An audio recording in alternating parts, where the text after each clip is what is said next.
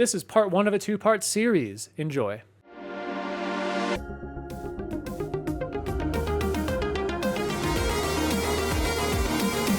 Welcome to ForceProSports Laserforce Podcast with your host, Mr. Mischief.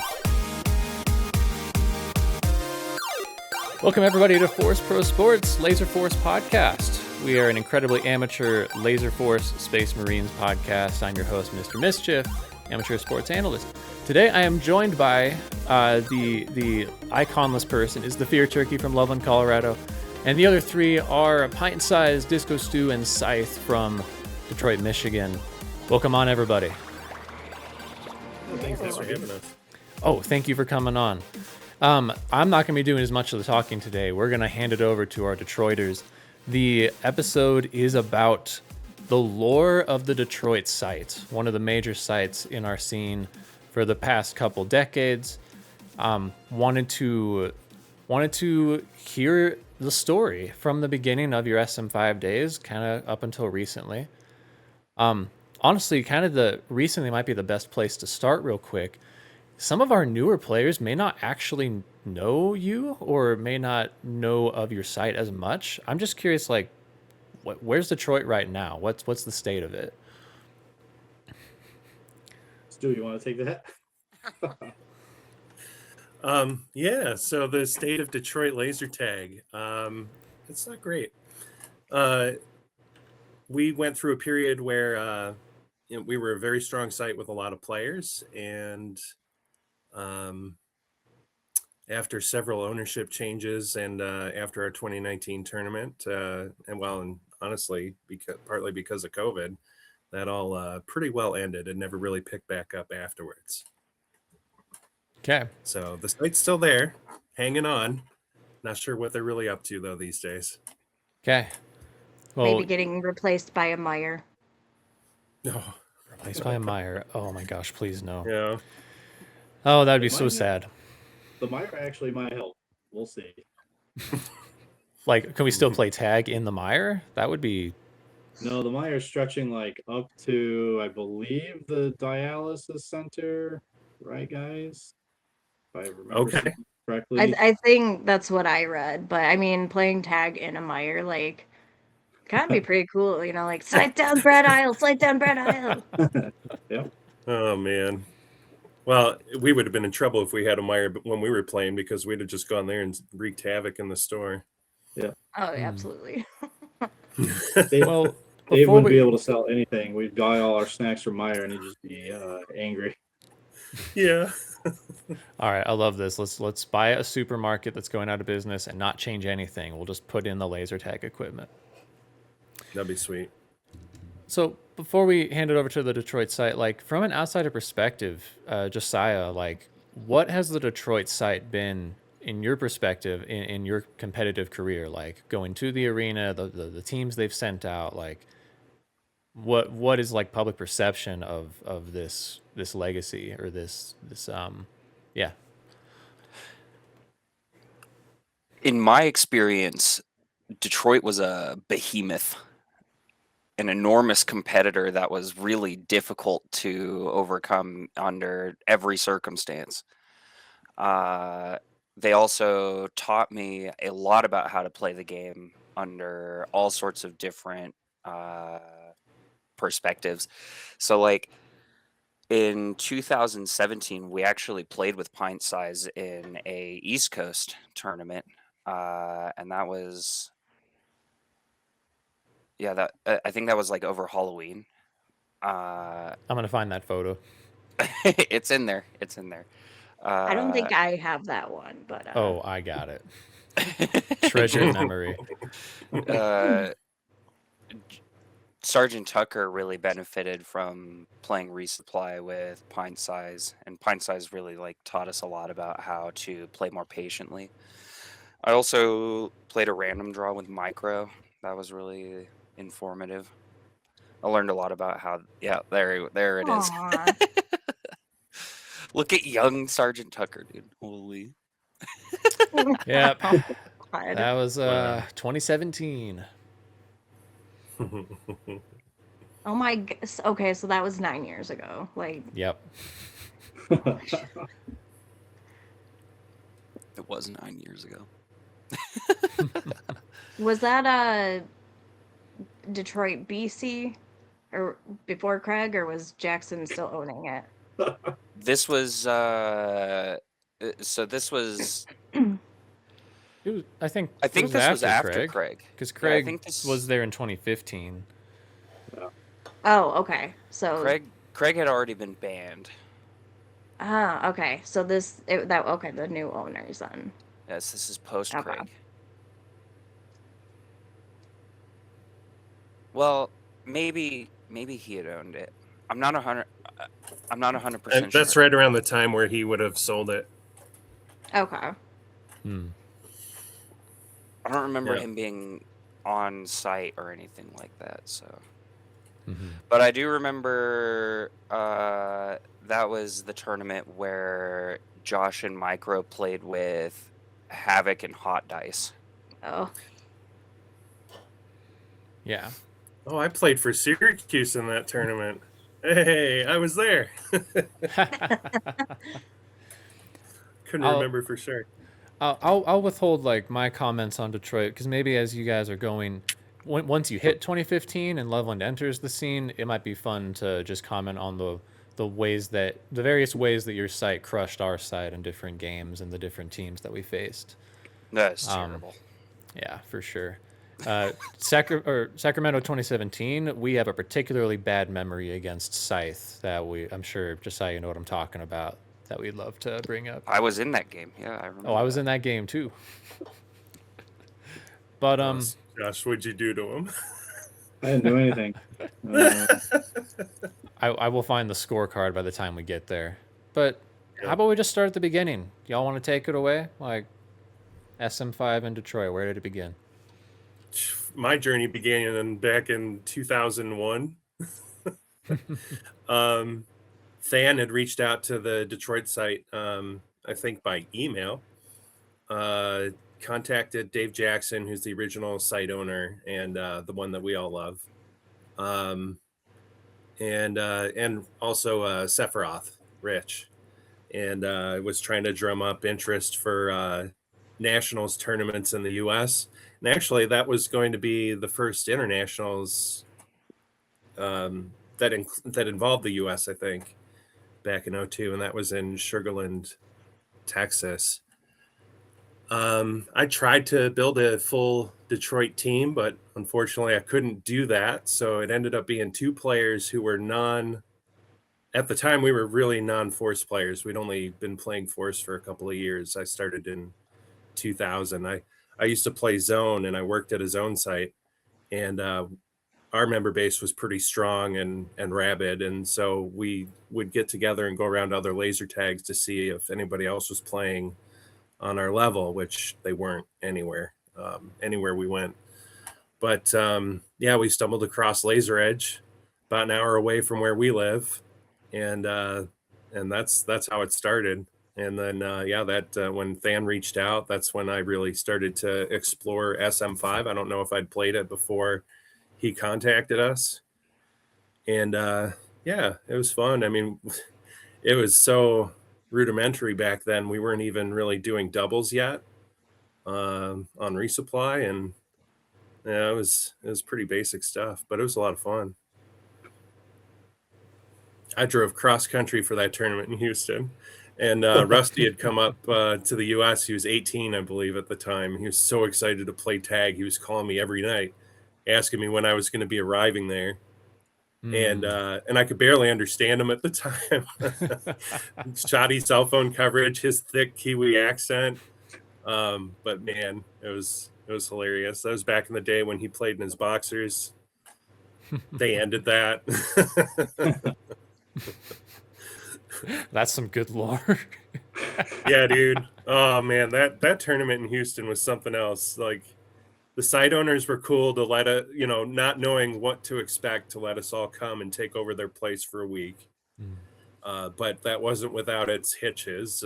Most of their member base were under the age of 16.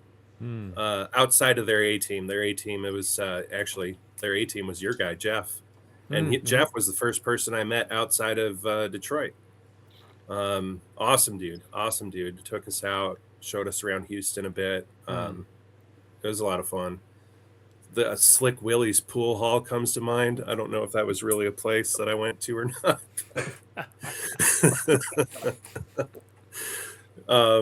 Yeah, that tournament. Some of the shenanigans. I know that there was a hole the size of a child's body put into one of the walls in the party room, and we almost got the whole tournament canceled because of it. And we had to prove that it wasn't any of the traveling players somehow. I don't really know. Yeah, my team. I had. That's a story. So you've got the owner standing next to the hole, right? And then you got every single traveling player walking up and measuring their body against the hole. Could have, right? Could have, but I think we were able to make the case that, like, come on, you guys are the ones with, about 10 or 15 of these 10 to 13-year-olds going crazy in here. Yeah, dude, that was funny. They have the kind of an early pyramid setup too, so it's funny to see how your arena's evolved based on what we used to play or what we played in Sugarland. Interesting. Yeah. Yeah, Jeff didn't design Love on Laser Tag. It was built by someone else, so it's just funny that it ended up like that. Yeah. So you were cool. Yeah, that was Rusty's first trip over here. That was Night Owl's first trip over here, and Dragon out of the Oakley site as well. Wow. So Than was just emailing people trying to get representation out at Sugarland from the U.S. Yeah, I mean, he already knew some of the Australian, New Zealand people. I think he'd been talking to them for probably a couple of years by then, because I know the Sacramento and I want to say Texas, the Sugarland site, I think they were playing tournaments together. It was only the two sites for a couple of years, and so they wanted to try to build more U.S. sites to start participating in that tournament. So we did that one in 2002. It was charming. It was fun. I got to meet DK when he was a young lad, and all those guys. It was really wild. And then we did it again in 2004 in Sacramento. And it was kind of the same thing. We had, I don't know if Texas showed up to that one, but it was definitely us, Sacramento, and then Night Owl and a few others came over from Australia again. Did you guys win? What? You're trying to? Yeah, what's up, Rachel? I was just saying I was trying to find pictures from someone for those years, but well, that's pre-Facebook, so most of those pictures didn't make the internet. DK if they did, does they're on have, some like forum. DK does have an album for 2004. Yeah. Okay. I'll go check it out. I didn't dye my hair for that one, but the Houston one, I dyed my hair bright purple. It was awesome. I'm just gonna go Facebook stalk DK here. I could have provided a photo, and I did just try to look for it, but I didn't notice. I didn't locate it. He's not an evidence guy. Okay, I've got Laserforce International's 04 with on stalking DK's Facebook. We've got a West Coast that I don't know when this happened, but it's preceding. Should we jump to 04 or is there some gaps to fill in there? Go for it. That'll we can just spark some memories here. All right, let me just share this then. 04 was another fun tournament. The SAC team, I mean, Sacramento in those days were the powerhouse for sure. And oh man, so you're looking at Night Owl. Oh, I see Night Owl. Oh my Stallion. Goodness. That's okay. I don't know who the kid is. And then that's Chad Darcy, who's the guy in the middle is actually originally from Alabama, but moved to Australia.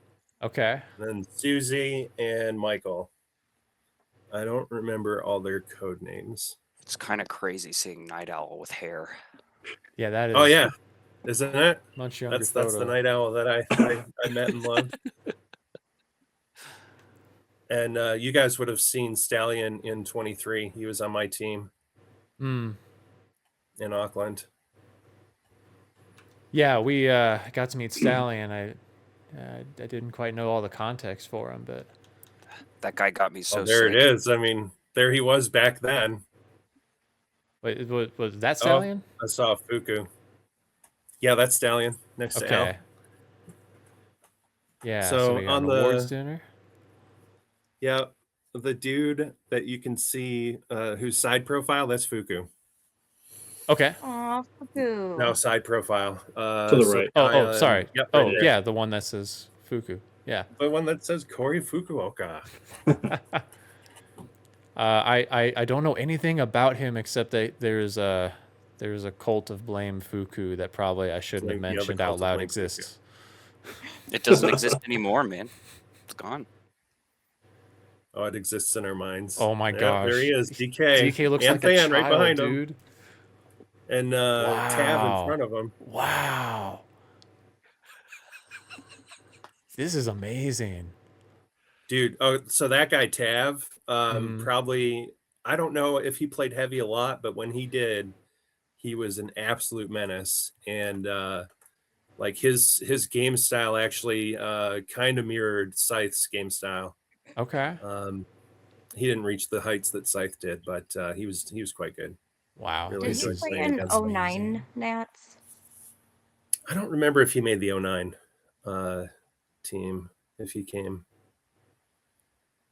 He may have. Oh, we can do that. Good. Never. Stu, what was it like playing laser tag and hiding from dinosaurs at the same time? Man, it was crazy. Velociraptors were the real problem because they team up and hunt you, you know? And that was before we could like make friends with them, call them blue, and use a clicker. So it sucked. That's messed up. No, that's messed up right there. Stuffing them in the Owls carry. Who's this guy? Joe. So, oh yeah, that night. That must have been the night that we went to the bar, because we had a lot of people drinking a lot of alcohol, and then let's see, a few of them. So it was like Lucky and oh man, I can't remember who the other guy was. We're outside, super drunk, you know, woozy, trying to hold it together, and then Yama's youngest brother Bryce walks up.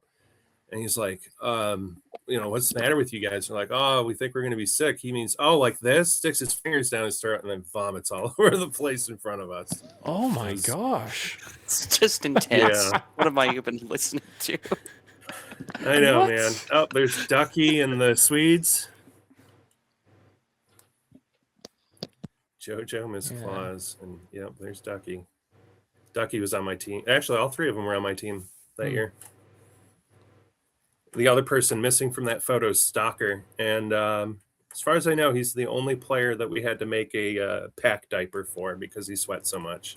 Oh, my goodness. Probably the only person that sweats more than I do playing tag. How does one, what is a pack diaper made of? And where is it worn? Trash bags. Trash bags. And basically they were just creating like a backing with the trash bag behind the circuit board so that the sweat wouldn't drip onto the circuit board and short the mess. Yeah, I've yet to witness that since. Well, those were the old Gen 4s or whatever. I think it was Gen 4. Wow, yeah. That's incredible. Okay, so these were all on your team, and we got whose team did this guy play on? Should have been on my team. Don't remember. Probably Sakax. Probably Chris's team. There's Stan, and I think it's fair to say they would be in their 20s, like mid-20s, right about now. Yeah. DK and Than. Tag injury. That's a good question. That dude is into extreme things, so he might have done it jumping off a bridge. Okay. Hard to say. I don't think did Ian actually play? He did that year. He was on SAC A. Oh, okay. That might have been the last year that he played competitive tag. Okay, I was gonna say because I don't remember him like His being vision's in pretty tournaments. bad. So, but he was a pretty good tag player, especially considering that he couldn't see very well. Hmm. Okay, and is this Yama? That's Yama. That's Yama, Okay. and that's Lucky. Lucky. Okay. Yeah. Those two were both on SAC A as well. For sure. Was DK on There he SAC A is. at this That's time? that's the trash can outside of the bar that we went to. So that's probably moments before Bryce shows up. Hmm. Okay. Disaster strikes. Yeah. Okay. That looks like SAC A over there. Would you say? It's a mix because Than's over there. They were not on the same team. Oh, Who's okay. the one that's not facing us? Amber DK. Barger. Amber, and who's the other one? DK. Oh, DK. Jeez. Yeah, you can't tell. He doesn't have the hair dyed. I'll try to keep moving because I feel like we That's could the awards sit on each dinner of in these tournament a while. Sacktown. So when did Detroit send a full Detroit team? When was the first tournament you guys actually like had a whole Detroit representation? 2011. Oh, so it took a while. Yeah. Okay. Well, okay. So after 2004, Than moved away, and he was the primary organizer for all the national and international tournaments here. So we didn't do anything until 2009. So this is like BC times here, back in the day. Like you said, when dinosaurs roamed the earth, and then Before Chris. 2009 and on is the modern era. BC before Chris. Yeah, for me. 2009 was in Detroit, and I think you guys might remember the story a little bit better, but from what I remember was Rich had made some comments to the Australians about them being scared to come over. Oh. Is there any memory of this, or like? I don't remember that, but I don't Okay. doubt that he would have done that. I know Okay. that we were all pretty salty about who came and who more to the point who didn't come. Yeah. Yeah, so this was back in the Laserforce forum days, but I thought there was something like that, or yeah, maybe afterwards he said they were too afraid to come, and then so 2010 in San Marcos was when they sent the full team over. So Yeah, and then Rich didn't go to that. oh yeah, yep. But I wasn't at that one either, so what can I say? There's a whole lot of our history is players not traveling. I have heard Trying that to get Detroit before. players to come together to travel somewhere, yeah, that was hard to do. That's right. Why do you think that was? Because Detroit's broke as fuck, man. Yeah, I was gonna say. I mean, economic. There were some economic factors, but even when I put the offer on the table for us to travel, there was like no one.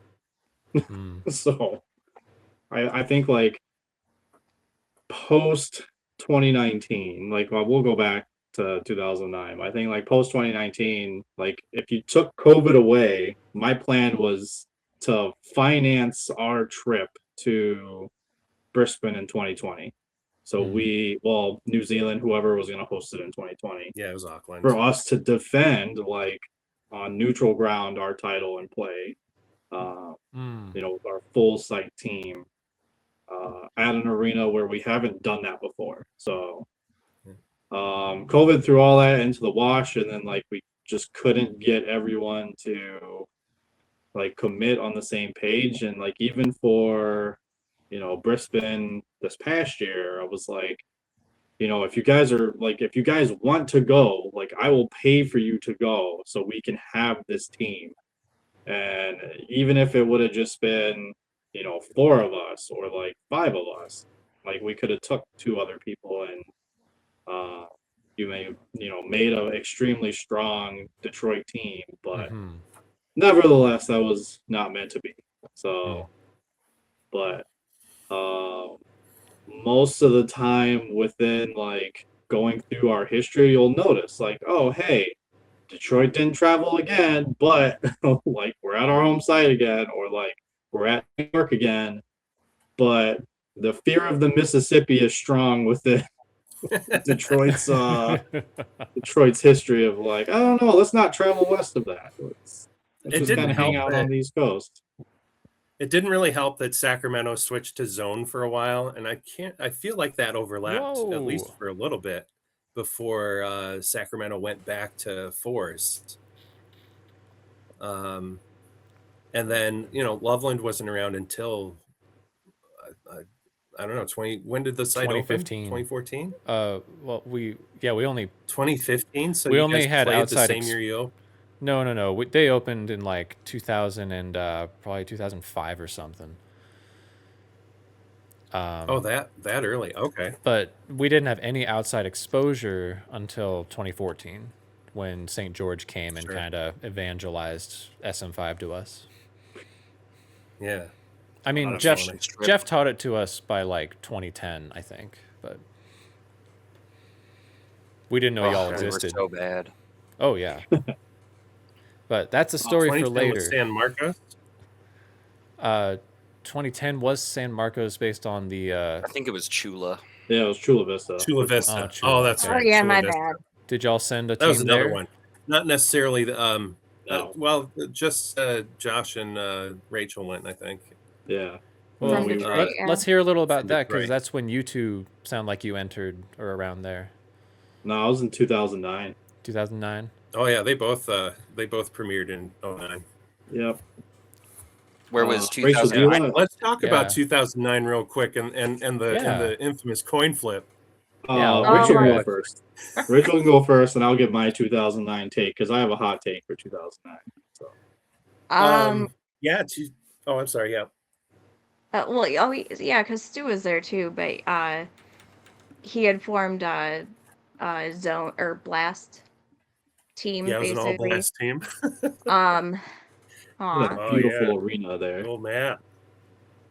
So yeah, 2009. I don't know if I have much good information because it was my first year. I think I was maybe like 6 months into playing. I had basically Look at that sexy beast.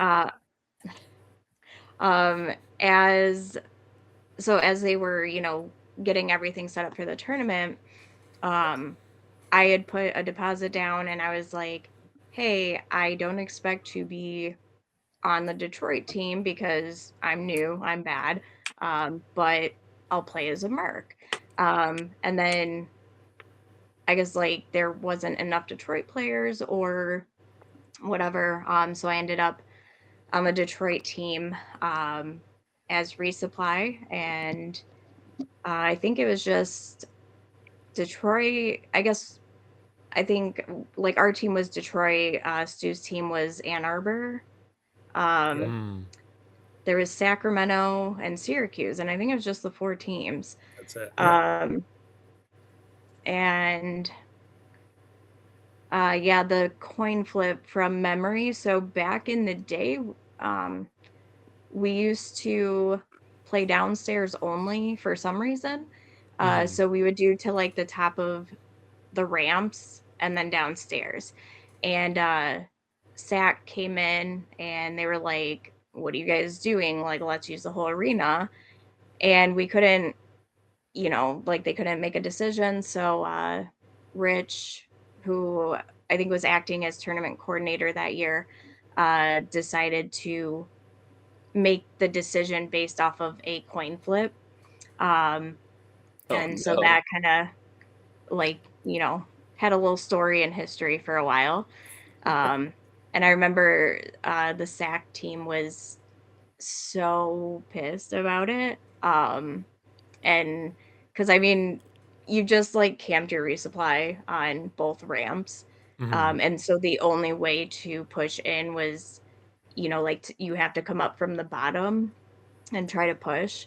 And, obviously we know now that it was stupid. We stopped playing the downstairs only, but I don't know. It was fun. It was kind of the intro for a lot of us into the actual tournament scene. So that grate right there that you were just, yeah. So I sat like right on top of that for pretty much the whole tournament while we were on red side. But I think there was a mirror above that. And back then, did we use grates? No. Okay. So there was a mirror above it though. So like I found a way to literally like crouch so low where I was almost like laying on the ground that it would avoid the mirror.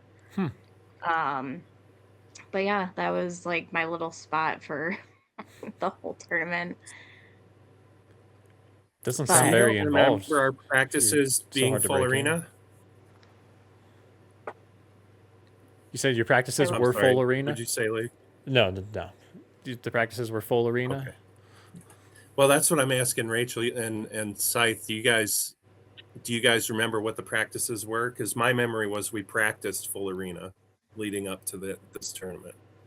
Yeah, we did both. Okay. Like I was a big fan of the full arena, but like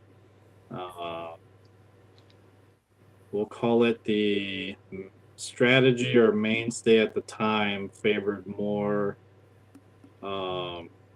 towards like the downstairs with ramps. I thought we had a pretty good shot of upsetting Stack if it was full arena, because like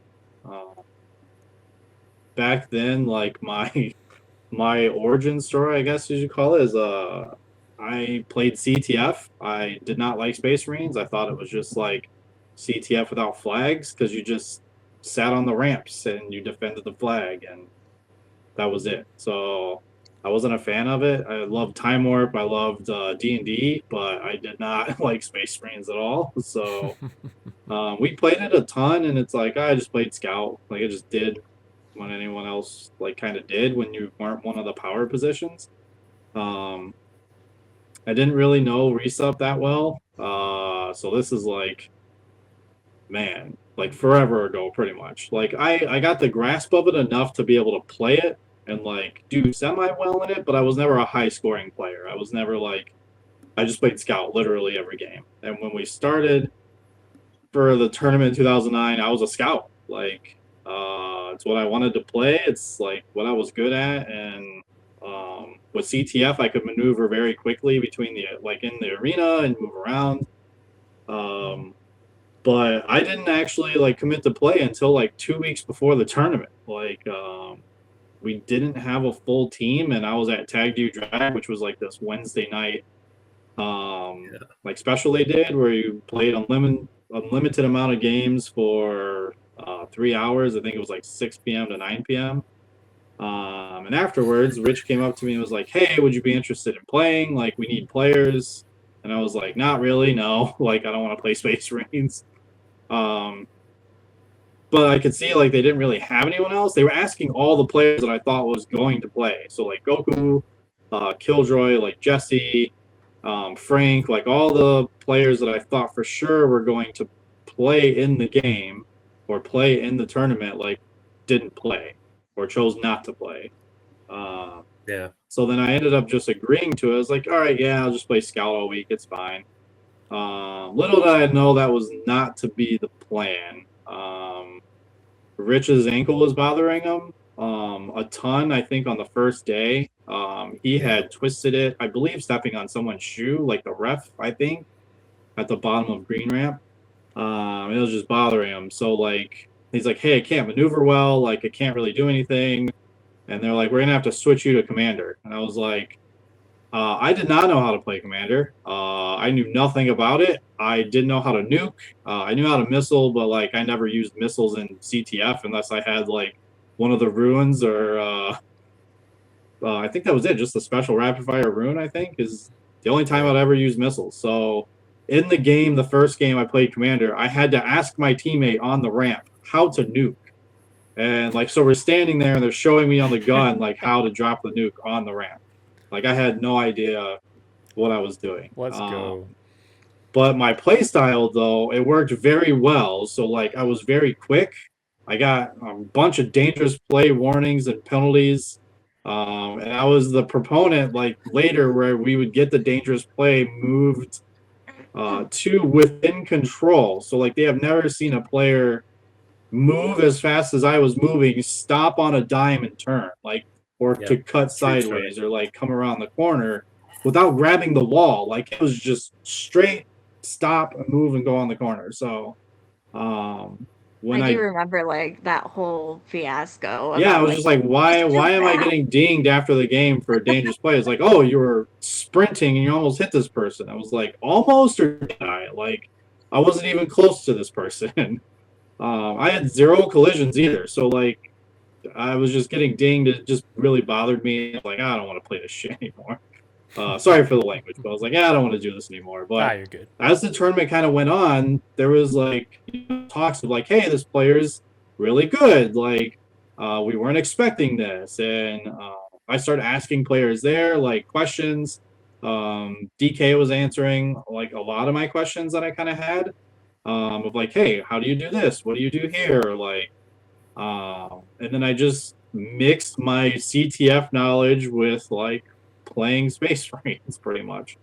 But I do remember like the coin flip. I was a little disgruntled because I really wanted to play upstairs. I felt like as a scout, like being upstairs when you're playing full arena like D&D and playing Thief, like you can attack anywhere from upstairs. I knew like the value of what the tower held and very early on. So that was kind of my exposure to like Space Marines. After the tournament was over, I was like, okay, this is kind of neat. Like maybe we can keep playing and get like some groups together.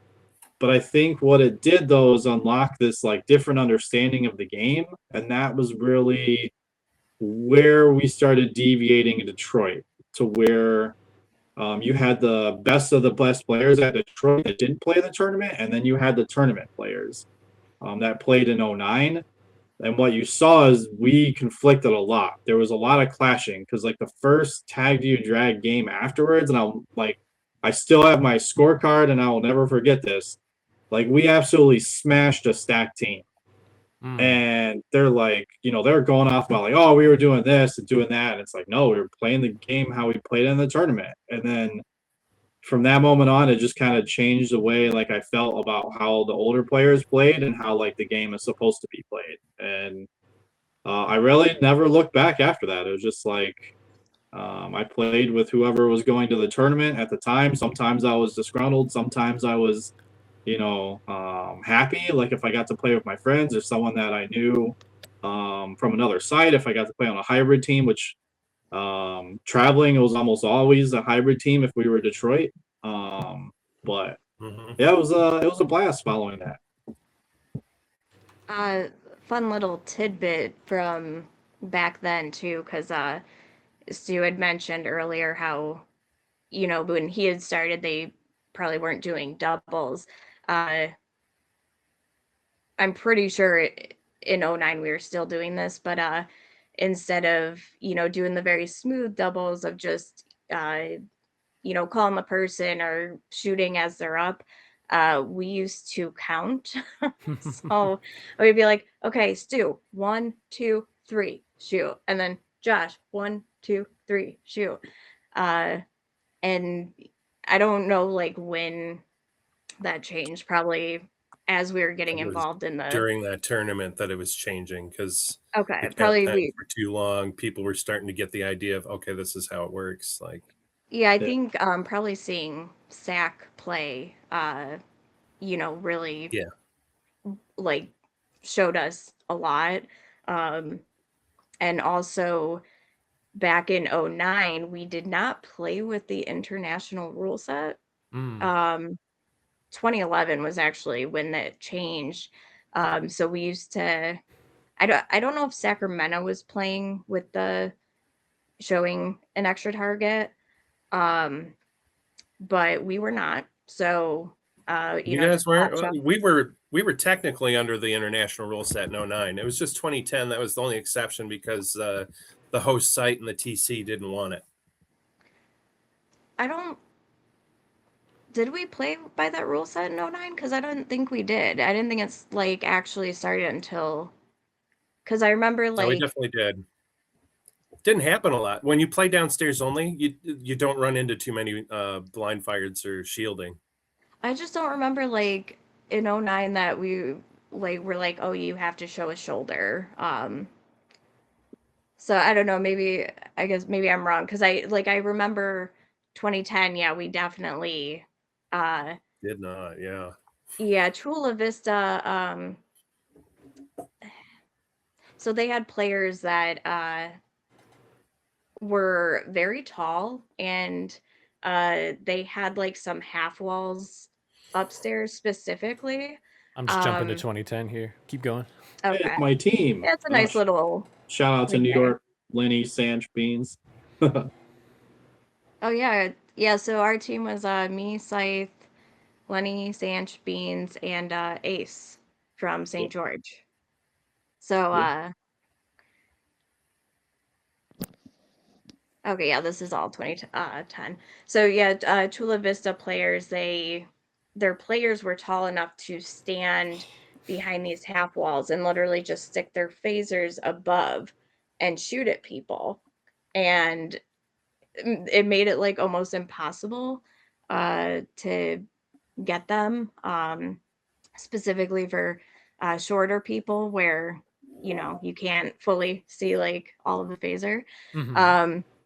So we had played by the US rule set, and I think like after me and Josh played there, like we came back to Detroit and we were kind of like, hey, like we should switch how we play. And I feel like there was a lot of kickback from that decision. There was a ton. And yeah, and it was very hard getting a lot of people like to adjust, and yeah, people just weren't happy about it. But I mean, come 2011, the decision was made to do international rule sets. So, but yeah, it was always just popping around the corner and stuff. Yeah, I would say that was kind of the breaking point for our site where like we had the deep division. So like after 2009, like I was kind of on this island with like, Rachel and both Browns and like Rich, where we're like, okay, we've had this exposure where you play the game differently now from like the main people that are playing the game after 2010, and we're like, hey, we should switch to international rules. Like Sant really wants to host a tournament with international rules to like showcase what the Australians and New Zealanders are talking about. And our site was kind of like split exactly down the middle. You had all the tournament people on the left, which wasn't many of us, and then you had the non-tournament people on the right, where they're like, well, why would we do that? Like, this is our rule set, blah blah blah, and this is how we play. It's fine. You can hit this, and you could see like it was dividing. And like later on that year is when it was like the breaking point. It was, we were trying to get a team together to go like an East Coast. Yeah. You said what, Stu? And we did that with. I said, didn't we run like an East Coast, and that was where it finally broke between the U.S. and international rule set? Because what started happening is people started getting really good at this type of pop shot, and it just totally stalled the game out and made it stupid. Yeah, I would also say New York is where like me and Stu started like talking more about like if we want to play and win as a a site, we have to come together to build a team that is on the same page. And that didn't come to fruition in 2011, but we got close. And in 2011, we had this kind of team that was mixed between like the international rule set and the non-international rule set. And in the middle of one of the games is when like the meltdown happened. Like me and two players I will not name in this atmosphere, but maybe in our mini series that Detroit is going to do. We had a massive screaming match in the middle of the game, and the two players that felt like myself did not deserve to be on their team. I was like, that's fine. Like, I will find my own team after this, and we'll be good to go. So That was 2011? yeah, 2011 This after is the East Coast. 2011. So the division that happened was basically we, myself and Stu, like, we're like, hey, is there anyone from Tag Do Drag that wants to try to come play, like, members nights? Because back then, members nights was evolving to just D&D and kind of Space Marines. And like, we'll let Micro tell his side of the story in like the mini series, but Micro was approached like, hey, do you want to come play with people that actually know what they're doing? That's how it was phrased to him. He knows who said it and how it was said, but that basically started him playing with us. And one night we just went out afterwards to Applebee's, and we were just kind of talking, and we're like, hey, this person has, a huge upside. They really understand how to play laser tag. We can teach them all the other intangible stuff. And his brother followed kind of shortly after, so that would be Ghost. And then myself and Stu, as we were working through it, was like, okay, we can make this work for this team at Nats. And again, we had to take, a couple people from the I guess, mindset of the international rules, and we just clashed a lot in that tournament. And when we finally were starting to get it together is when the blow up happened. And in that tournament, like, we got knocked down to the losers bracket, and we were basically dead in the water. We were about to take second to last, and we won a couple games, and then we basically weren't communicating. We were just kind of just playing the game through with like myself, Micro, and Ghost, and we were like, all right, this is how we're going to do this. And the infamous switch happened. When the switch happened, it kind of changed the whole directory of what we were doing. So we ended up taking third by like 63 points or something like that. And we beat out like a hybrid, I think, ANSAC. It was like hybrid something with Thunder. So we ended up beating that team, and then we took third, and from there we never looked back. We never really gave a chance to anyone that wasn't on that international mindset after that, unless like we had to, where we were traveling, we had to take players going from our site. But my mindset after that was like, we saw the success that we had in 2011 and at New York, and we were building something special with myself, Stu, Micro, and Ghost, and we just needed a couple more pieces to put it all together. And we're like, if we can just get the two pieces that we need, like, we can get over the top, and we can take first after that third place. And I don't want to take up too much of like this for 2011, but after that started the infamous like Coney trips. So after members nights on the weekend, we would go to Coney Island, which was open 24 hours during that time. And we'd go there at like 10 o'clock, and we'd be there till like 4 a.m. talking like Space Marines, talking strategy, talking about in the game, if this happens, what do we do? Or how would we do this? And that happened every weekend on Clockwork, all the way up really until like Craig like owned the place, and even a little bit after that, where we just talked the game. We just talked like how we played and how we would change things for the next week, and we'd play the next week, and then we'd change more things. And we just got really comfortable, playing the game we were playing. And we felt like we couldn't bring anyone else back into our group because they just wouldn't understand. We spent so many years and so many games trying to break people out of tendencies that they had. And it wasn't us like approaching from a spot that we're like, hey, we're better than you. It was like, we're trying to teach you the game that we saw. Like, and there was so much pushback to that. Like, and the games would be like, how do you not see this thing happening? Right? I'm telling you it's going to happen. It happens, and you still don't do what you need to do. And like, we just got so frustrated with that we just stopped saying things. We stopped yelling at people. We stopped trying to coach people. We're just like, we'll coach who wants to be coached, and we'll, direct them as they want to be directed. And if they start, understanding or learning the game from that perspective, that's great. If not, then, it's on to the next category of people that we can kind of bring onto our team and learn and grow. So even the players that weren't buying in, like, they had a lot of growth over those few years, just because the quality of play had jumped up so high. Yeah. Josh and I kicked this off in Ann Arbor, sometime in 2010. 2010 at Sidetracks, yeah. Yeah. And because he and I would have conversations in my arena until all hours of the morning. Yep. Talking about the philosophy than actual like gameplay and stuff like that. And it was cool. Like I'll say that Pint took a little bit of convincing early on, because I think that she doubted her talent, and we were like, no, you're ready to go.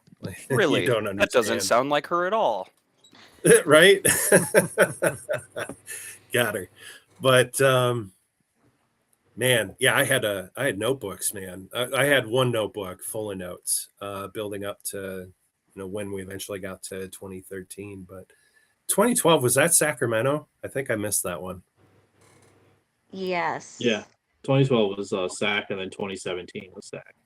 Yeah, so we had that little pause there, and then we I think that's when we put together exactly what we wanted for 2013. And we had the benefit of they had a really active scene. I was only going there once a week, so I wasn't as like dialed in with all of them.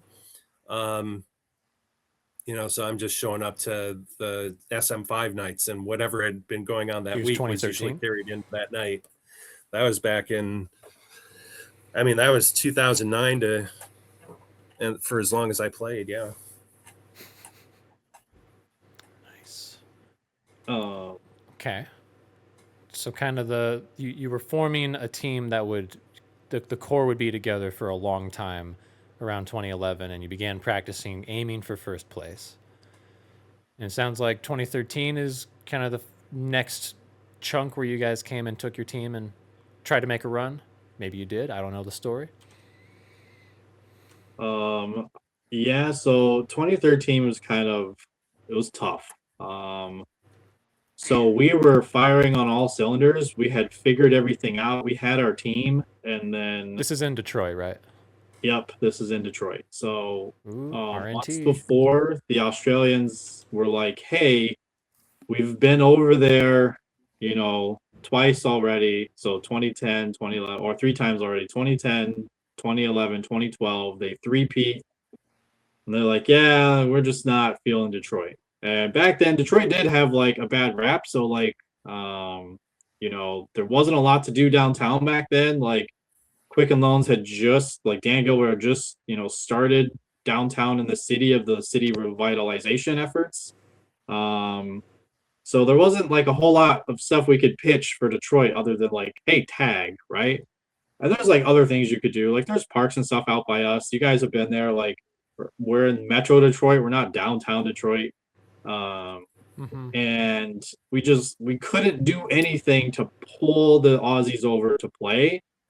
And it really bothered me. It really it sucked. Like I understood it from like the financial point of view, because back then, if you look at the economics of it, like Australia was really struggling like on the world stage. Their currency was like really low. Like it was costing them a fortune to come over here to play. And when they came over, it was like a vacation for them. So like tag was like secondary, vacation was first. And I understood all of that. And I was a little bummed. And it kind of bothered me. It's like, well, shit, now we don't get to play the best of the best. We just get to play, everybody else. And our mindset was, before Detroit versus everybody was a slogan that was used. That's how we felt in 2013. We felt like it was us versus everyone else. It was our tournament to lose, and we knew like there was no one that was going to come close to our level. Like we after the first game that we played against SAC A, we knew like we're not going to drop a game. There was some, you know, tough, we'll call it tough games against like you know, Craig's group. I would say like there was a lot of back and forth talking about, you know, who's better, the crap talking, the normal stuff that goes into it. But I would say behind the scenes though, like Detroit had this like well balanced pool of players that we could pick from. We had a solid B team that was up and coming.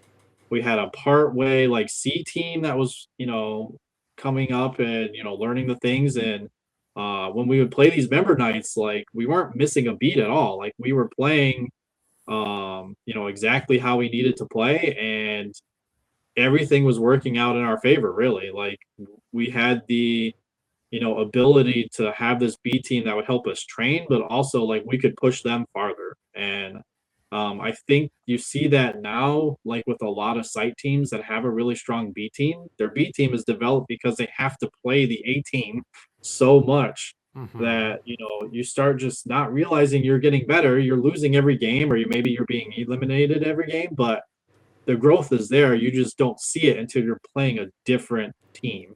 And I think for us, really, when we were coming together for 2013, like everything just kind of clicked. And there were some, like, we'll call them outside voices that were still part of kind of like the older group, where they're like, well, why pick these players, right? Like, why are we picking Micro and Ghost and Andy and like Rachel? And, you know, Andy's like a whole nother like piece to this, is where, you know, he was a quest player, and, you know, Micro had kind of recruited him, quote unquote, for to just come up and play. And we kind of just all got to talking, you know, a little bit when he got comfortable enough to talk to us. It was kind of like he didn't talk to everybody. But when we like came together and we're like, Andy, we can teach you these things. Like, you should play Force, screw Quest, right? Like, Quest is a dying system. Like, you don't need to play it anymore. When he finally just kind of embraced Force is when really the last kind of hammer fell, where it was no longer you know, us picking anyone from the old group. We just couldn't break them out of their tendencies. We couldn't get them to understand the game that we needed them to understand it at. And I think when Andy and Pintsize were added to our team, it like kind of solidified where our site was going. We were kind of moving on from that old way of playing and the old players that were playing. And they still played, like they're still, you know, on the other teams, and they just weren't being picked for our solid team.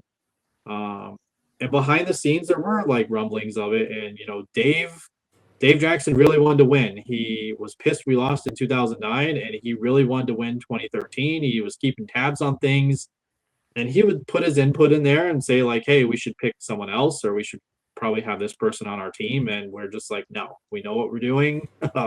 We have a great team, and we're going to run it back, and we're going to run the tables. We're going to beat everybody. And then we're going to showcase that, you know, we're now the powerhouse team to beat. And I think at the end of 2011, you kind of saw that, like, where the tides were shifting. Like, Detroit was up and coming. We had this new player base. We were understanding the game at a different level. We just hadn't put it all together yet. And when that happened, like, it started Detroit's dominance, and it really started really, I call it like the era of SCYTHE, of like learning from, you know, the players that I had, you know, envisioned as the top players at that time. Of, you know, obviously the Aussies, in my opinion, even GND, they were like the top echelon. They were like S tier, and the A tier players in the US, to me, you know, Thunder was up there. Like, I have a huge respect for him. I thought, you know, he was the best player in the country. I tried to mimic, you know, a lot of what Thunder did, and it just didn't work for me. Like, he had a very high sense of the game, and he played around, you know, his team and kind of how the game was flowing. And I tried it, and it didn't work because I played this like midfield style. I was reading the game from like a tactical level, where I needed to know where my teammates are, but also know where the other team is. And some stuff that Thunder did, like that I took on like worked, other things didn't, but then it kind of, mixed together and formed my own style. So when I went to SAC and we had our hybrid team for SAC in 2012, and I came back from 2012, I was like, I never want to travel without a full Detroit team. Like, I always want the full Detroit team because I was like, I felt we were falling backwards in that moment. And 2013 kind of changed everything. It kind of opened everyone's eyes to, Detroit's now the team to beat, and SCYTHE is now the person that has overtaken really first in the spotlight of the top player. And then, I tried not to relinquish that for a long time with how I was training, and behind the scenes, like soccer was there, and that was really what made me a better tag player was soccer. So it was when it all came together and we finally won, it was like the sigh of relief. Like, okay, that was our plan, that was our goal, we won, we're champions, we can say it. But then, like, following this, I know Stu kind of felt this, the asterisk was there. The asterisk was there that the Aussies did not come, so it wasn't a true win. We were favored to win, and we won. We did what we were supposed to do, but we were at our home site. We were supposed to win, so now it, like, is tainted. And that's how, like, I felt afterwards when those conversations started popping up. And it was even people on our own site that was saying that. And it really discouraged me and Micro and Ghost the most, because it's like we worked hard to, come together and win this tournament, and now it's being, diminished with an asterisk because, this team didn't show up, the Aussies didn't show up, and we didn't really prove anything more than we were the site favorite and we did what we had to do. So I'll let you guys chime in though, because then that kind of goes into the dark times of 2014 and 2015. So I'll let you guys take your piece of it. Well, 2013 kind of began the dark times, right? Wasn't that when the negative 24K happened? Yeah. For the penalty thing, yeah. Yeah, because that was the only game that we technically lost. Yeah. Technically, we didn't lose. We had to forfeit the game because even with 24,000 points, we still won the game. Still won, yeah. I mean, in the end they amended the penalties, but it didn't really matter because, like, when it mattered, that's when they laid down the negative 24K. Yeah, that caused a little bit of a rift, I suppose, right? Can I ask what happened? Right, happened. Allegedly. Allegedly. I mean, it was just one of our players going from the tower towards Green Bridge, right? And had to maneuver around two of the players from Craig's team who, I don't know, got in the way. And there was apparently physical contact that never really happened, but whatever. Yeah, they basically said that as he was running through that I think they said he was doing this, pushed a couple of the players, so they it was dangerous play, whatever. So we come out of this game, and was it against Craig's team? I don't know, because I think some of Craig's people were reffing along with Sacramento, and we come out of this game, and after the refs talk, they're like, okay, so Ghost has negative 24K in penalties, and we're like, what? And so they're going down the list. We're like, what in the is wrong with you guys? And it it was just absolutely absurd. And so yeah, negative 24K came from that. Yeah, there you go. So that was the story with the negative 24K. Okay. We were playing Craig's team, by the way. Okay. Yeah. Craig's A team. I think he had more than one. Yeah, it was his A team. Some of his other people were reffing. That and no, it was It should have been. It was Detroit B and Syracuse reffing that match. Yeah, so it was players that Uh, a couple players They on may our have had team their felt players they in were there. being targeted. So Yeah. we'll just say that. I don't know, because I remember, I think like Fan and DK were a big part of the discussion. Mhm. It was no Beans came out and grabbed one of them. The other one was head ref, I believe, because Okay. Beans came out and grabbed them because they're like, we don't know what to do with this. Yeah, because I'm like, I We're don't. like, what do you mean? It's pretty straightforward. We won the game. Like, Yeah, as far as like racking up 24,000 points in penalties, like, yeah. Anyway, Hey, I that don't was know a fun how. tournament. Sure, I don't know how comfortable y'all are talking about Craig, but I don't think a lot of people may know who that is, and I feel that he's an Google. important villain in the story. I don't like slandering people villain. at all, Take but that. I mean, straight up, Just he's a cult leader and a dangerous person. Hey, there Go he is. to Google. And type here in he is, Craig one little Scasio. photo. Yeah. So like, how did this person arrive in the scene and gain such influence? Talk as much as you want or as little about that. I can take some of it. So, because I actually, when we weren't playing, so there was a lot of like nights we didn't play because the B team players were tired of like getting wrecked, we'll call it. The mixed games were just so lopsided whenever like myself was on one of the teams. I feel bad about that, but like the games were like extremely lopsided. So we had some time periods where we weren't playing, and we learned that this church group was playing on Sundays, and they were playing Gladiator, right? And one of the Sundays, which we didn't have tag, I was staying after, and I was talking to a couple of workers there, and they asked if we wanted to play, and I was like, I mean, not really, but sure. And so, I put a pack on, and I was like, hey, what are we playing? They're like, oh, we're playing Gladiator.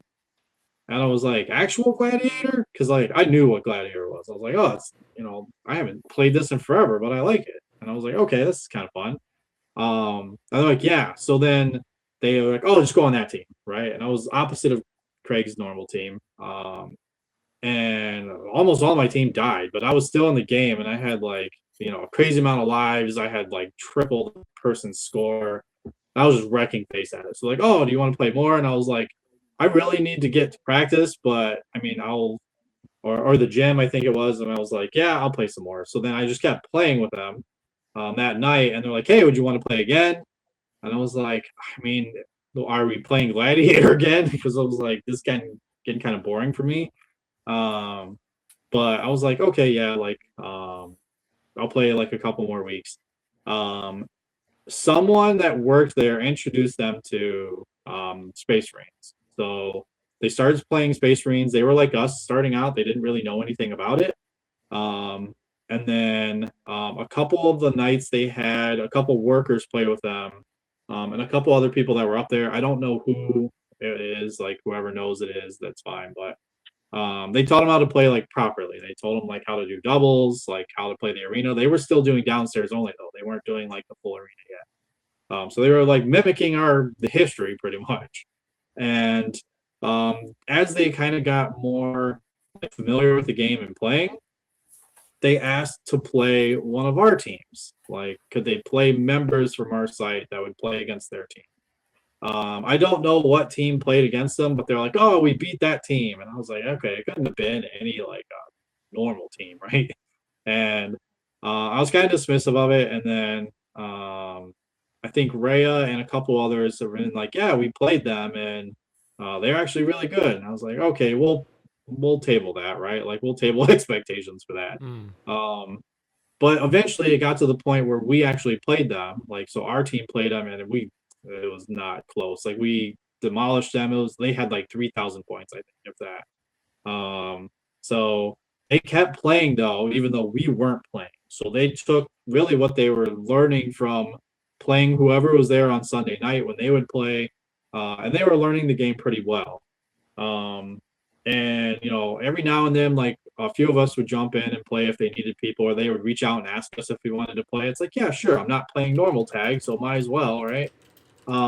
But the next time I played with them, when I played Space Marines, I realized, okay, they have a lot of the tangibles down.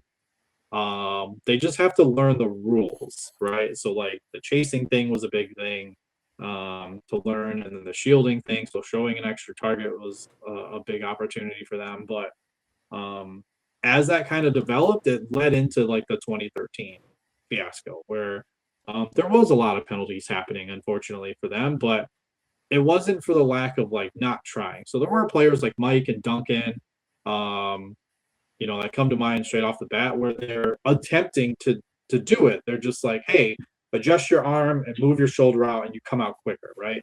It's one of the things that I talked to Mike a lot about, which was like, when you're coming around the corner quick, like overexert your arms so the ref can see you, right? Like, and he was playing heavy, so him having those penalties kind of make it like, okay, is it a game changer because you put down someone because you're blind firing? But all that aside, it led into kind of the animosity between the Detroit like level base of like our B team and our C team to now Craig's team kind of scooching into that spot and being better than these players that have played for a while. And at least from like my kind of side of things, proving the philosophy of teamwork. Yeah, proving the philosophy of teamwork, whether it's forced upon you, or you are taking, feedback naturally. If it is forced upon you as teamwork, it is still teamwork, because, the repercussions of not doing what you're doing are slightly different between, Craig and Stu. But nevertheless, like the teamwork thing worked because they were so over communicative of what was happening. They were surpassing even better players on our teams, like not our A team, but the other teams that were playing at our site and other players that were playing on our site. And it kind of opened up this animosity of like, well, now they're now the number 2 players versus like, us. When are we going to start cannibalizing and taking them? It's like, well, that's not going to happen. Like we have 1,000 tricks in our bag that we haven't pulled out yet, and we're not planning to, use any of those to play at least a team we didn't feel was ready to play us until the tournament. We're like, and then the tournament happened, and it happened very much the same way as we thought it would be. Like we were like decimated them, and then the game that was in question with the penalty, they tried this strat where they sent their commander in heavy directly just towards Ghost and was chasing Ghost around the arena.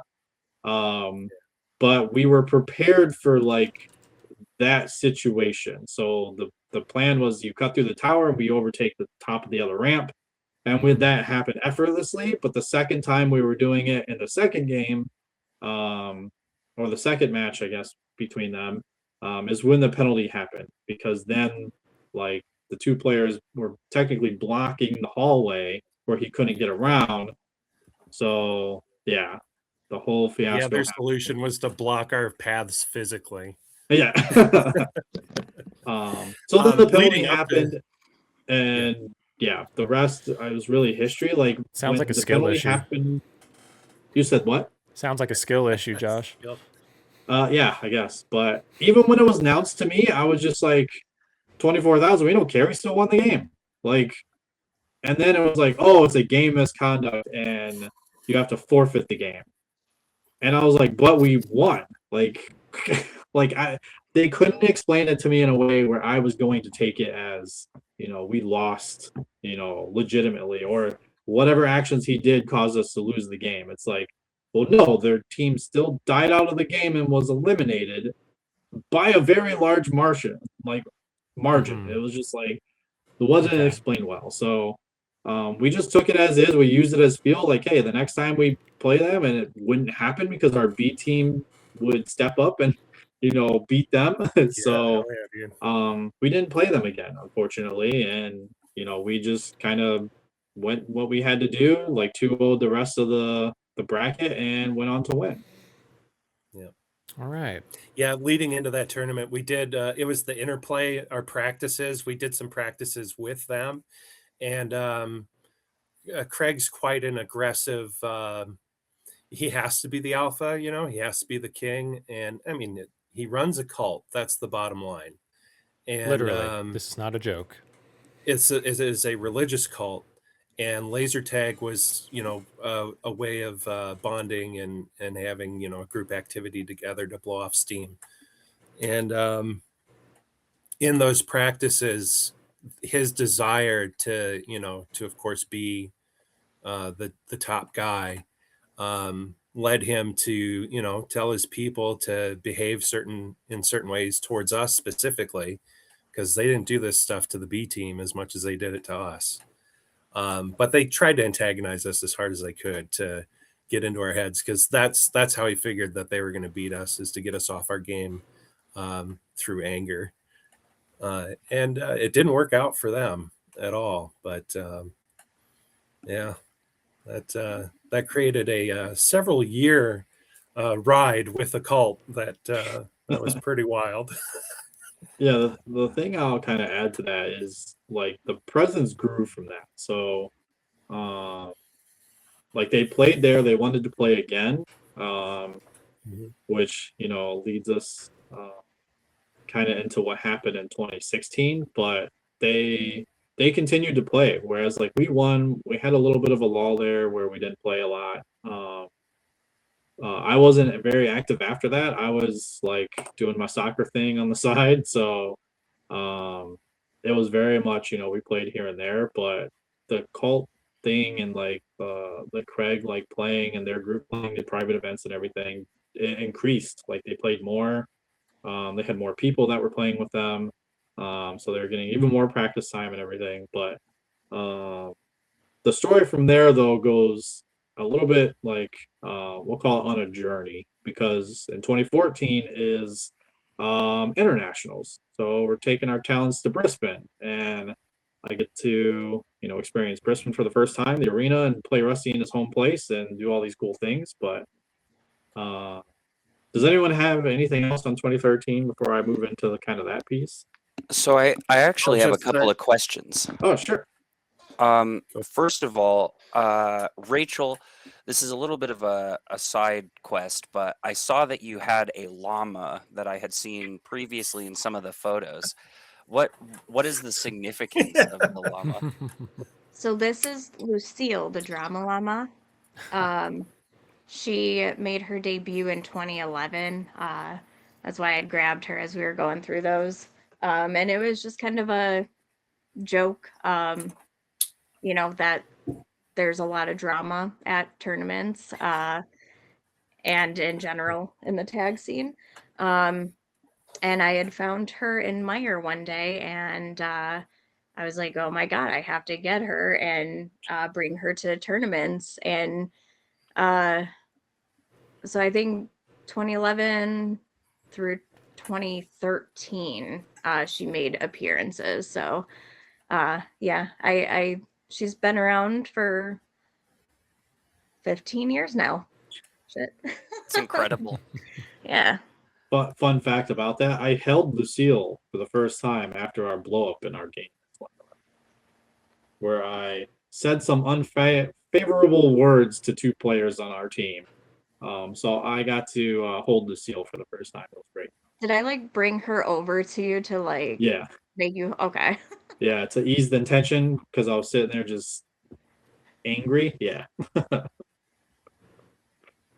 Yep. That's awesome. So it kind of called attention to it in a positive way. That's really cool. Big fan. Oh, there was no cut in tension. Everyone in that arena knew what I said and what I meant to those two players, unfortunately. Yeah.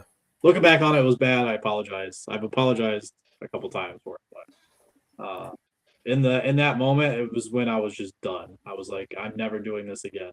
But yeah, we hate when it boils over, but don't worry, Lucille's got you. Yep. My second question would be, in that 2000, So 2013, you guys played at home. What roles were you guys rolling with on your team? I think, didn't we do Stu and Ghost as Resup? Me and Andy Scouts, and then Josh and Micro 3 hits. Yep. Yep.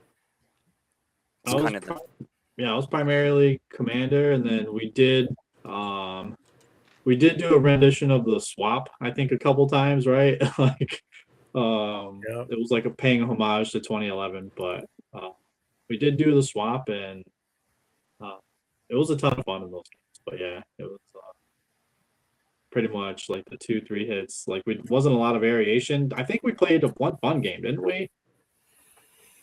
Didn't we break the mold? Fun game?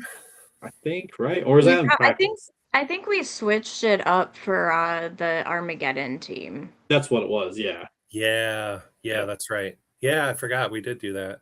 Yeah. That was the other thing about our team, is we weren't chasing stats in any meaningful way. Like, half the games we were trying to get over, and the other half we were trying to run whatever situation we were trying to run. Yeah, we had a or big mix it discussion. up and have a good time. Yeah, we had a big discussion before that, which was like, we don't care about stats. We understand people are going to be doing stats. We understand that there's awards for stats. If you want stats, you got to play on a different team. Like, if you're here to win, you're going to have to listen to what we're doing. It's like the stats came second, and the winning was all that really mattered for us. Like, we could have, swapped everything, ran the table, and, everyone took every award, and, the stats were all us, and everything aligned for everything. But no, like, first and foremost, it was just team first, win as a team, and then kind of like the sports philosophy, and just hard work. Like, if you want get to finals healthy and rested was kind of the main idea. Don't kill yourself in the rounds. Yeah, but it was kind of we went in with that mindset, but then we were kind of relaxed because, like, a lot of the games were not as heavy as we thought they were going to be. So we did get to have a lot of fun. In the pictures, you'll notice, like, we're just having a blast. Like, I think we went in the first day, we were super serious, and there wasn't a lot of joking around. But I think after the first day, we're all like relaxed. The first game. Yeah. Afterwards, we just kind of got the notion, like, okay, game. this is not going to be a hard tournament to win. So would you say that this is kind of like 2013 is kind of the turning point into you guys having more of a dip, or would you say that this was kind of like rocketing you guys up more towards excellence? I'll let you guys answer first, because, like, I think everyone knows my answer. For me, our turning point was the blow up in 11, because after that tournament, Josh and I really kind of hunkered down and made sure that we got the players that we wanted, that were going to understand the different roles that we wanted everybody to play and execute. And then 13 was like kind of the culmination, but with a letdown,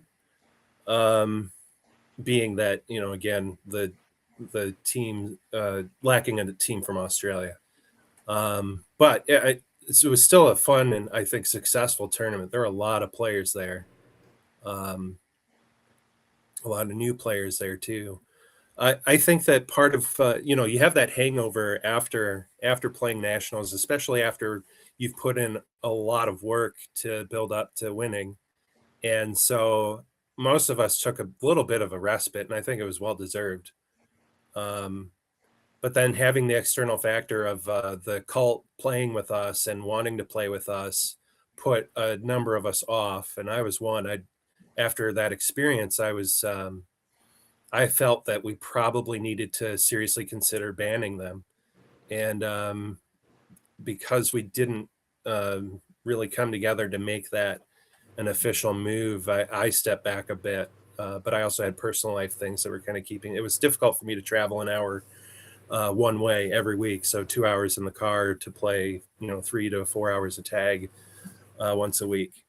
And then the cult also bought our center from Jackson, and I played one time under their ownership, and we came out of a game, and Craig lectured us like we were a bunch of 5-year-olds, and I'm not saying it was all completely undeserved, but that was a bit much for me to take. So then I just stopped playing altogether for a couple of years. And the only times I would show up is like I'd get a last minute call from like Beans or somebody like, we need somebody to fill out our team. Can you play? And so I'd jump in. But from the perspective of our site, our 2013 A team, we weren't really doing it anymore. So I wasn't participating nearly as much. Yeah. Yeah, I think Craig was kind of like played a big part in the ultimate like downfall, or just things kind of falling apart. Because you guys said it was what, 2015 that he bought Tag? Yeah, somewhere between 2014 2015. Yeah. Okay, so when he bought the center, before that, so a lot of us would hang out up at Laser Edge like every day. Like literally every single day you would find at least like one or two of us just like hanging out up there. People would play Magic or whatever. Like it was literally just like Andy's a on second DDR. home. Yeah. ITG. But it was ITG, sorry. but it was just like, it was literally a second home for all of us. And then when Craig bought the facility, that changed. So that kind of like contributed. And then was Fake Nats in 2015 in Syracuse? 2016. Okay. What was 2015? Oh, that was Loveland? Loveland. I was wondering. I was That was the wondering dark if Josh times. was willing to talk about that. Okay. Yeah, I will. About I'll Josh, definitely- are you willing to talk about your villain arc? I will. Yeah. I don't have many Oh, photos. I forgot about that. Before we lose track of the chronological order, 2014 is Brisbane. Yeah. And Brisbane, yeah. none of you guys went except I for did. Josh. Yeah, I I think did. Correct. Rachel were you the did. only Detroit player? Yeah. So it was. Okay. Is that our team? Yep, there's our team right there. So, I would say like 2014. Josiah, when you asked the question about like, do we feel like we were, we were at our height and then we were like, coming down, a little bit of a dip there. Mine just skyrocketed more. My like 2014 opened my eyes to like how the game be played completely different based on your knowledge of a different arena. And Brisbane's arena opened my eyes to how we were not utilizing Detroit the way we should have been. We had a rough start in Brisbane in 2014. Like with any hybrid team, like you have to learn to kind of adjust to your teammates and the players.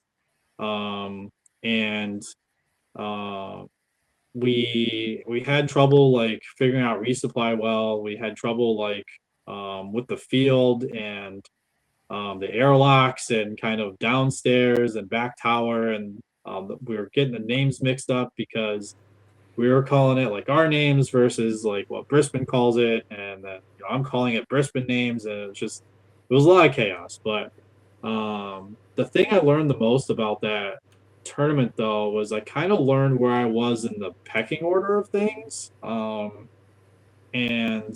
I learned that like the work wasn't done. Like I saw how the Aussies played there, and I played practice games where I wasn't playing with the US players, and it just opened my eyes to how Brisbane played as an arena, and it became my second favorite arena after that. And that year learned so much. Funny enough, is like heavy. Like I learned so much from tragedy in that tournament that, I asked him a billion questions, and I felt bad because I just kept asking him questions. Like, when is this dude gonna get mad and tell me to fuck off or something? But sorry, language, but that's how I literally felt. Like he's eventually You're going good. to say that. It's like no, he was really my mentor in like learning heavy. Like he, told me these things and he taught me these things, and he was explaining it in the game as a ref, like breaking it down, to the T of what was happening in the game. And I was used to doing that to players in Detroit, of like trying to stop the game and show them this thing they're seeing. But he was doing it for me. And, shout out to Tragedy for that, because it totally took my game to another level after that, where I was like, all right, I can take what he is doing as heavy now, and I can take what I see Rusty doing, and Rusty at the time was still top echelon. He's like, no one's catching him, right? And in that moment in 2014, it's like you saw there were so many other players in front of me of like, how do I get to the top of the mountain? What do I have to do to get there? Well, I should probably learn all the roles the best I can and adapt how Brisbane is playing and bring that home to Detroit. So, there was a lot of kind of, we'll call it leadership void in 2014 and in 2018. I put that on myself a lot. I know when I went into 2014, I kind of approached it with the mindset of like, oh, we're all real. It's the best US team, right? Like we all know what we bring to the table. We all know what our strengths are, what our weaknesses are. We have no problem being able to come together as a cohesive group and do what we need to do. And that was true to an extent of like up until you put the arena there, and we just had different versions of where we should go, what we should be doing in the gameplay, and we had to sit down and discuss that and talk through it. And we put so much time and effort into that, where we just kind of fell into the middle of the pack, and we didn't really reach the heights that we thought we were going to. But I do want to, shout those players out, everyone that was in the 2014 tournament and really helped me grow as a player, because I asked so many people there, questions about the arena, and they were so welcoming and, just like happy to help teach me those things. And for me, it was like the next propulsion up in my tier. And that kind of leads into 2015 and really like what has been known as like SCYTHE's villain arc, where I was so frustrated at our site of like we started playing again, and it was like, why aren't these people paying attention to what I'm saying, right? Like, and I tried the tragedy thing of like, okay, let me pull you aside and show you how we should be doing this. So to give you an idea, since you guys have played there, like I wanted to incorporate the downstairs more, like downstairs, both an attacking off the beginning and a full-on like sweep attack in the middle of the game. Something that's very similar to what happens in Brisbane when you're trying to kick people out of the keep, or I know they have the vortex now and stuff, and then back tower. So when you kick them out of back tower, you can go all the way down to the bottom and underneath, or you can go to green tower and then try to go downstairs into the airlocks. But my thought process was bring that to Detroit, and like we could smash teams even more. And I was so frustrated that players weren't catching on and they weren't following what I was trying to say and everything. So I took a little bit of a break off tag, and I was like, I'm just going to focus on soccer. Like I'm been out of shape, and like it's just not working, right? And then as Nats kind of approached, we're like, okay, let's get back to the swing of things. Let's get practices going. And you kind of notice that players were like, oh, we don't know if we're going yet. Like we're still working on this. And the big part of like being able to travel is like some of our players were younger, so it's like, okay, are their parents okay with them traveling, right? And even though they were of age, but it's like, okay, first time they're traveling far away on a plane or something like that. And what I noticed was there was not a lack of urgency of players trying to go and attend. And I was like, okay, guys, we're getting really close to tournament time and when you should be buying your tickets, because tickets are going to go up. They're cheap now. They were at the time, they were like $140 to go to Loveland from Detroit on Frontier. And I was like, it's prime time now. Like, we can all get a room. We can get a vacation place if we needed to by Twin Peaks or whatever, and just have the beautiful scenery every morning before tag and just drive to Loveland. And when I noticed that lack of urgency was starting to become prevalent, that we may not have a team, I was like, okay, well, now who is actually going, right? And the start of the villain arc really came from the decision where we were discussing the Merc situation and who could play with who and who was available, right? And we know Loveland had players available to Merc. If we could put together, 3 people or 4 people, like, we would get 2 and we'd be fine. The conversation then started where the only 2 players going from Detroit was Nicole and Jesse. And this is no knock to them or anything, against them. I was just like, well, like, okay, if we have 3, who do we get to play with? Like, who are the other 3 going to be? That I was told that they would be Loveland people, because like we have half a Detroit team. And I was like, okay, so we have 3 brand new players in addition to, the older guard of players on my team who aren't necessarily playing the same style or game that me and Stu have been instilling on everyone. And I was like, okay, well, that's not something I want to do. Like, I'm just gonna not go, right? So this was November 2024 where I'm like, I'm not gonna go.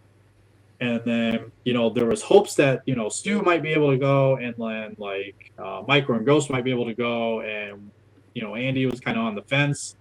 And I was like, okay, if we can get like our Detroit team and pick one person, like, that'd be great.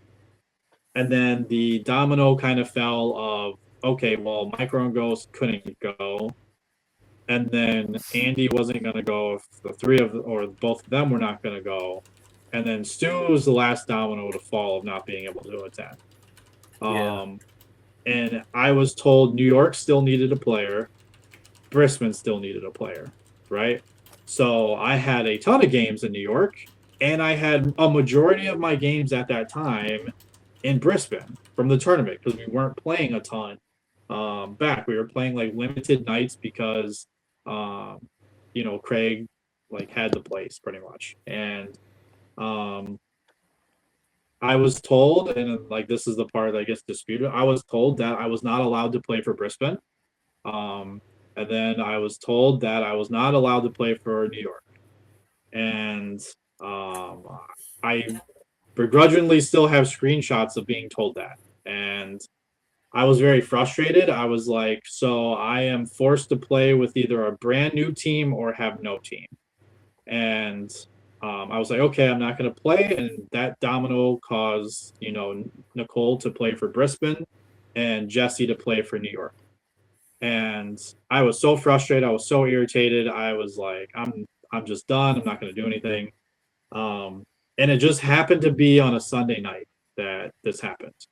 And like Craig's group was getting ready to warm up and play, and they're like, oh, like, what's wrong? And I was like, I'm just pissed. Like, I'm leaving. They're like, oh, you want to play? And I was like, no, I don't. I'm sorry. And then I left.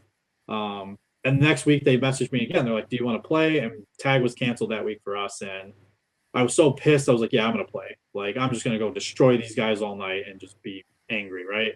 And that happened. I literally, that night, there was not a game I didn't walk out with 10,000 points, no matter what I was playing. And I was just so mad and just frustrated with everything of the tournament scene. I was just like on the verge of quitting.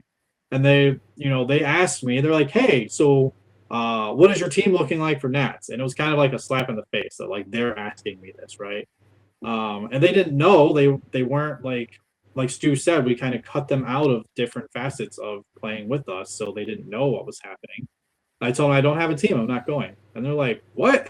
They're like, how? And I explained like, hey, like there's rules for traveling players where you can play. And I was like, I'm a part of that rule system, so I can't play with just anyone. I have to follow like my nearest closest site and everything. And from that moment, like Craig was like, oh, okay. And a few weeks after that, now this is stretching into kind of the March timeframe. is he approached me and he's like, hey, can anyone go to the national tournament, travel the tournament? And I was like, I mean, yeah, like you just say you have your team and you like, we tell the tournament committee you have a team, right? And he's like, okay, we're thinking about sending a team. And I was like, okay, that's cool. And he's like, we want you to play on it. And I was like, okay. In my mind, I'm thinking, this is not a great idea, Josh, don't do this. But at the same time, I was so mad at the scene. I was mad at, you know, the captains. I was mad at every site that, you know, was involved in the decision and all of this. I was like, yeah, I'll play with you guys. And I, you know, shook the devil's hand. I was like, the caveat to this, and I told them, I was like, if we don't win, I'm going to be very upset. Like, I'm going to be pissed. I was like, I want to destroy everyone there, and I want to make sure that they know why they're being destroyed. And that was the start of it. I played 3 times a week, every week up until Nats. And when I tell you, like, the next tier that I jumped from there, my skill level was like astronomical. It was like every game I played, I took it personal. It was like Jordan and his, like, you know, last dance. I took that personal. I literally took that decision of me not being able to play with, you know, 2 sites when I didn't have a team myself personal. And I was like out to make sure everyone knew it. And that's really the start of like the villain arc. The next of it, we'll go into kind of the tournament. The tournament was marred by a lot of controversy with Paul not showing a shoulder when he's coming up to the 3rd floor to your guys' arena. But like we had 3 of the fastest players on our team. It was me, Paul, and Mike. And all 3 of us were upstairs on the 3rd floor faster than you can blink an eye. There were teams that weren't beating us to the 3rd floor. And the whole strategy was like, take the 3rd, push them down to 2nd, push them down to 1st, end the game. And every game like clockwork, that's pretty much what happened. We would take the 3rd floor. That's the only thing we would do. If we got pushed down to 2nd, we didn't even bother with 2nd. We just went straight down to 1st. We regrouped. We took 2 doubles and went back upstairs to try to take the 3rd floor. And, you know, I feel bad because, you know, I brought tragedy up before because this was kind of like my moment of when, you know, Anakin realizes he fucked up by destroying all the, you know, the Jedi and everything, and is my Anakin moment. After the tournament was over, you know, I was, you know, after we won, I was devastated. I was like, I wanted this with my team. I wanted it for Detroit. I wanted it for, you know, everyone I've worked hard with to do this. And, you know, DK has the sad champion photo, but in that moment, I was sad. I was like, my team wasn't here. You know, I did this, you know, for myself. And then when it actually happens, you're like, oh, I made a terrible decision. What did I just do? But in the hindsight of things, like the tragedy part of it is I didn't hang out with anyone. I didn't go to a lot of the events. I didn't go to a lot of the dinners. I didn't really talk a lot when I was at your guys' site. I mean, I talked to some of your B team players and some of your C team players, and a couple of you guys, you know, would come up to me. But my grudge wasn't against you guys. So like I was happy to talk to you guys, but a lot of the players that I was used to, you know, talking to and hanging out with, I didn't want to talk to them. I was still so mad at everybody that I was like, I'm here to just play this tournament and win. I don't care about any of you guys. That's my only goal. And at the end of it, Tragedy was like, oh, you played an awesome tournament. He's like, you played great.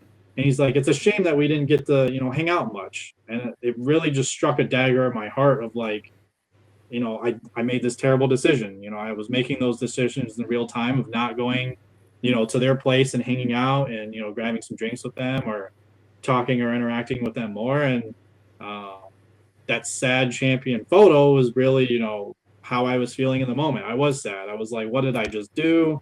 Why did I do this? This is not me. This is not who I am. You kind of realized afterwards with the marred response of, you know, the cheating and the, you know, pop shots and the phaser shots over the wall. And, you know, this is before you guys had those walls on that 3rd floor. So, you know, there's a ton of just over the wall, right? Like, that you guys were seeing. And that's when like the villain arc kind of ended. And it was more of like the enlightenment of, you know, I played with rage. I played being mad. I played, you know, hating my site, hating everyone that was in the community for not letting me play the way with who I wanted to play or that. But then I just kind of like came back down to earth and was like, well, the rules are there for a reason for the stack teams. And not wanting the SCYTHE to play with Brisbane or New York, made sense. And when I actually sat down and thought about it, I was like, well, I wouldn't want that to happen either, right? Like, so then it was kind of like, what did I do?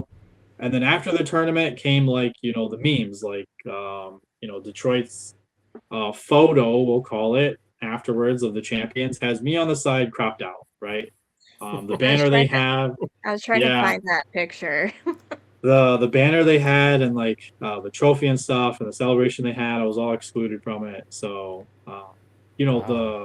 The good guys of the group, so like Duncan and Mike and Paul, they were like, congratulations, thanks for playing with us, like it was great, and all that. And I still try to talk to Mike from time to time. I've messaged Duncan a couple times, and they were like generally happy with me and be on the team with me. So after I came home, I realized, okay, it was more just a photo op of making Craig and them look superior to everyone versus like me, carrying the team and like having my rage and anger carry us to that championship in 2015. So that's kind of the SCYTHE villain arc, but yeah. Two things. Yeah. First of all, I guarantee you that nobody from Loveland had any idea why you were shitting on them. Okay. We were not keyed in on the drama. Yeah. But this kind of gets into like our introduction to you guys, and I think like the bigger introduction was definitely that West Coast in 2016 where San Marcos hosted. Yeah. But from memory, I was banned, so I wasn't allowed to play in Nats in 2015. But I did get to come in and kind of just like check stuff out and like watch everybody play. I remember predicting that Detroit was going to be ass. I was watching specifically Craig play, and I had no idea how you guys were going to make it work. Yeah, because I wasn't in town yet. That was another thing. I got in town late. I couldn't do any of the practice games. So that was a whole nother thing. So yeah, everyone was seeing that team play without me. So yeah, I really remember. I don't remember his actual name, but his code name was John the Baptist. Yep. And I remember thinking, oh well, he's okay, but everybody else. We had to call an ambulance because one guy wasn't paying attention and he like hit his head on one of the screws on Red Ramp. Yeah. Oh. Ouch. Yeah, it was pretty messed up. He played the rest of the week with the bandages on his head.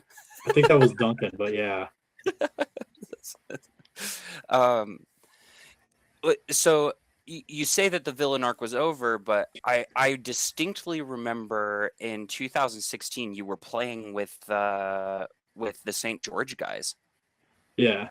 Was there a specific reason for that, or was it? Yeah. So like I was actually in touch with some of the St. George guys, and they're like, hey, we need another player.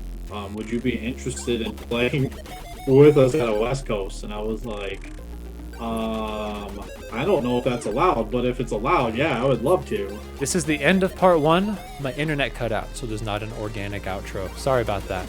We'll catch you next week for part 2. Thank you for listening to Force Pro Sports. Subscribe to the channel and get cool perks by supporting our Patreon. Play Laserforce and become part of this era's next great sport.